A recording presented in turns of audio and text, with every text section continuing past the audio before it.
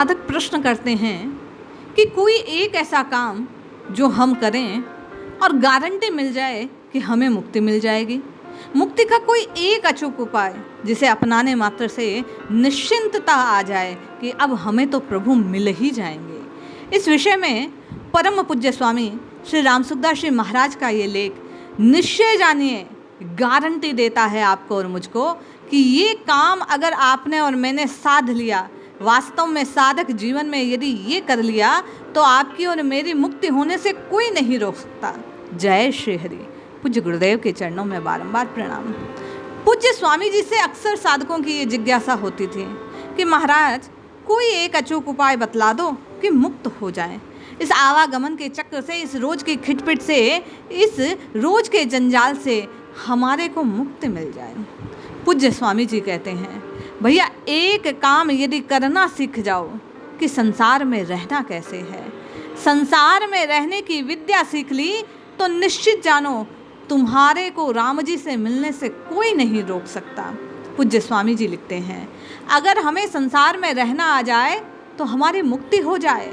संसार में रहना एक विद्या है, उस विद्या को हम ठीक से समझ ले, काम में लाएं तो बेड़ा पार हो जाए। किसी भी काम में लगो, उस काम को करने की विद्या आनी चाहिए। जैसे कोई रसोई बनाता है पर उसे रसोई बनाने आती नहीं तो क्या रसोई बन सकती है? अगर उसे रसोई बनानी आती है पर वह रसोई बनाता ही नहीं तो क्या बनेगी? इसलिए किसी कार्य का ज्ञान और कर्म दोनों की आवश्यकता है। संसार में रहने की विद्या क्या है, इसको समझना है। जैसे एक मनुष्य है, उसके माता पिता, स्त्री, पुत्र, भाई, भौजाई आदि हैं, तो वह उसके साथ केवल उनके हित के लिए व्यवहार करे, केवल उनकी सेवा करे, उनको सुख पहुंचाए, उनके सुख की किंचित मात्र अपने लिए इच्छा ना करे। अगर वह अपने सुख की इच्छा करता है तो उसको संसार में रहना आया नहीं। वह आप अपने कुटुंब में रहता है तो कुटुंब की सेवा करता है, पर बाहर चला जाए तब सेवा नहीं करते, प्रत्युत सेवा लेते हैं। कोई हमें मार्ग बता दे, हमारी सहायता कर दे, रहने को जगह दे दे, जल पिला दे, ऐसा कर दे, ठीक से यात्रा हो जाए। इस प्रकार सेवा चाहते रहने से हमारा कल्याण नहीं होता। हम किसी से कुछ चाहते हैं तो पराधीन हो जाते हैं, ये पक्का सिद्धांत है। परंतु जहाँ हम किसी के नहीं चाहते वहाँ हम बिल्कुल पराधीन नहीं होते, प्रत्युत स्वाधीन होते हैं। संसार में कुछ भी चाहना अपने आप को पराधीन बनाना है, अतः अपनी चाहना को रखे नहीं। दूसरों की न्याय युक्त चाहना अपनी शक्ति के अनुसार पूरी करें तो हम स्वाधीन हो जाएंगे। स्वामी जी कहते हैं, अब प्रश्न होता है जब हम दूसरों से कुछ चाहते नहीं तो फिर उनकी चाहना पूरी क्यों करें? इसका उत्तर यह है कि उनकी चाहना पूरी करने से अपनी चाहना के त्याग का सामर्थ्य आ जाएगा। अगर हम अपनी चाहना पूरी करने में लगे रहेंगे तो अपनी चाहना के त्याग की सामर्थ्य नष्ट हो जाएगी और हम सर्वथा पराधीन हो जाएंगे, पतित हो जाएंगे। अगर हम उनकी सेवा करते रहेंगे तो हम स्वतंत्र हो जाएंगे, संसार में रहकर संसार से ऊंचे उठ जाएंगे। इसी को मुक्ति कहते हैं। भगवान गीता में कहते हैं, जिसका मन साम्यावस्था में स्थित हो गया, उन पुरुषों के जीवित अवस्था में संसार को जीत लिया। अब ये साम्यावस्था क्या है? जो भी अनुकूल परिस्थिति मिले उसमें सुख, दुख, हर्ष, शोक ना हो। संसार की मात्र परिस्थिति हमें कभी डिगा ना सके, हमें तो विजय प्राप्त कर ली है। यदि संसार की अनुकूलता प्रतिकूलता हमारे ऊपर असर करे तो हम हार गए मानो। अनुकूलता प्रतिकूलता हमारे पर असर कब करेगी? जब हम संसार में अपने लिए नहीं प्रत्युत संसार के लिए संसार में रहेंगे। इस प्रकार रहने से हम संसार से ऊंचे उठ जाएंगे। हमारे माता पिता, तो हम माता पिता की सेवा करें, उनसे कोई चाहना ना रखें। उनसे चाहना क्यों नहीं रखें? उनका दिया हुआ शरीर है, सामर्थ्य है, हमें सब कुछ मिला, उन लोगों से मिला, अतः उनसे मिले हुए शरीर, सामर्थ्य, समझ, सामग्री आदि के द्वारा उनकी सेवा करनी है। उनसे मिली हुई वस्तुएं उनको दे देनी है। देने के लिए हमें रहना है, लेने के लिए नहीं। उनके लिए ही रहना है, अपने लिए नहीं। अगर हम अपने लिए नहीं रहेंगे तो वे हमारे साथ अच्छा व्यवहार अथवा बुरा व्यवहार करें, उसका हमारे ऊपर असर नहीं पड़ेगा। उनकी सेवा कैसे हो, उनको सुख कैसे मिले, उसको आराम कैसे मिले, उनका भला कैसे हो, उनका उद्धार कैसे हो, उनका कल्याण कैसे हो, केवल यही भाव हृदय में रखना चाहिए। और कलयुग में तो केवल कल्याण आपका, मेरा, उनका, सबका जो होना है वो राम राम राम राम राम रटने से होना है। पूज्य स्वामी जी से तभी एक श्रोता ने प्रश्न किया कि महाराज, ऐसा करने में हम तो दुखी हो जाएंगे। स्वामी जी कहते हैं, हम दुखी तभी होंगे जब उनसे कुछ चाहेंगे वे नहीं करेंगे। हम उनसे कुछ चाहे ही नहीं तो हमें दुख कैसा। हम तो केवल उनके सुख के लिए हैं, उनके आराम के लिए हैं, अतः उनको सुख पहुंचाना हमारा काम है। श्रोता पुनः कहता है, अगर वे हमें दुख पहुंचाएं तो? महाराज कहते हैं, स्वामी जी ने उत्तर दिया, वे हमें दुख पहुंचाए तो हमारा बहुत जल्दी कल्याण। हम उनकी सेवा करते हैं, वे हमें दुख देते हैं तो हमें दुगना लाभ होगा। एक तो निष्काम भाव से उनकी सेवा करने से त्याग, और दूसरा वे हमें दुख देंगे तो हमारे पाप नष्ट होंगे, जिनसे हमारा अंतःकरण शुद्ध होगा। तात्पर्य है कि वे हमें दुख देंगे तो अंतःकरण की पुरानी अशुद्धि मिट जाएगी। हम निष्काम भाव से उनकी सेवा करेंगे तो अंतःकरण में नई अशुद्धि आएगी नहीं। इसलिए उनको सुख कैसे पहुँचे, इसके लिए संसार में रहना है। अपने लिए कुछ चाहना हमारा कर्तव्य नहीं, हमारा कर्तव्य तो उनकी चाहना को पूरा करना है। हमारा कर्तव्य केवल और केवल उन्हीं के लिए करना। उनकी चाहना पूरी करने में दो बातों का ख्याल रखना है। उनकी चाहना न्याय युक्त हो और हमारी सामर्थ्य के अनुरूप हो।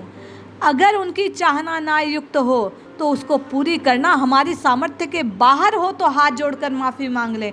हम तो समर्थ नहीं हैं, हमारे पास इतनी शक्ति नहीं, इसलिए माफ़ कीजिए। अगर सामर्थ्य हो तो उनकी पूरी चाहना को पूरी करें। इस संसार में रहें। कमल का पत्ता जल में रहता है पर जल के भीतर भीगता नहीं। जैसे कपड़ा भीग जाता है वैसे वह भीगता नहीं है, जल उसके ऊपर मोती की तरह लुढ़कता रहता है।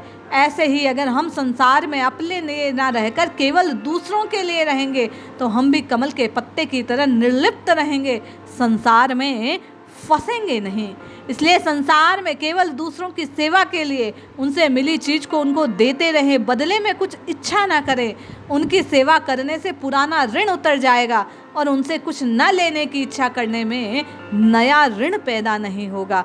अगर हम उनकी सेवा नहीं करेंगे तो हमारे पर ऋण रहेगा, और उनसे चाहते रहेंगे तो नया ऋण हमारे पर चढ़ता रहेगा निरंतर।